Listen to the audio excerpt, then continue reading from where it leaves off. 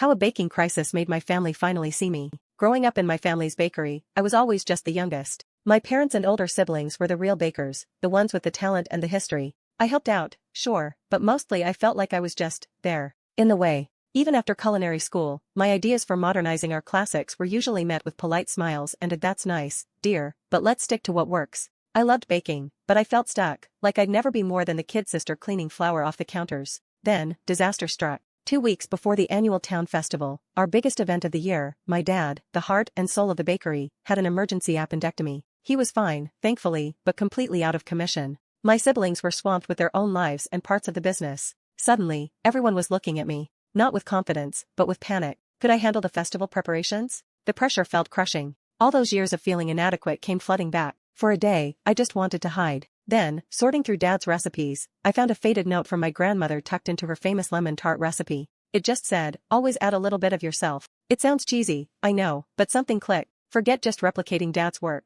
I decided I'd do it my way. I tweaked some recipes, introduced a couple of the modern twists I'd always dreamed of, alongside our beloved classics. Those 2 weeks were a blur of flour, sugar, stress, and almost no sleep. I messed up batches, cried over spilled milk, literally, and second-guessed myself constantly. But I kept going, fueled by coffee and sheer terror. My family watched, anxious but trying to be supportive. Festival day arrived. We set up our stall, my heart pounding. And then, people loved it. Not just the classics, but my new stuff too. The lavender shortbread sold out first. People were raving about the salted caramel eclairs. By the end of the day, we'd had our best festival sales ever. My siblings were genuinely stunned, then beaming. My mom hugged me, tight, and whispered, "Your grandmother would be so proud." We are too. When Dad was recovering, he tasted the leftovers I brought him. He just looked at me, a real smile in his eyes, and said, "About time you added your own flavor, kiddo." It wasn't just about the festival anymore. It felt like I'd finally earned my place, not just as the youngest, but as a baker.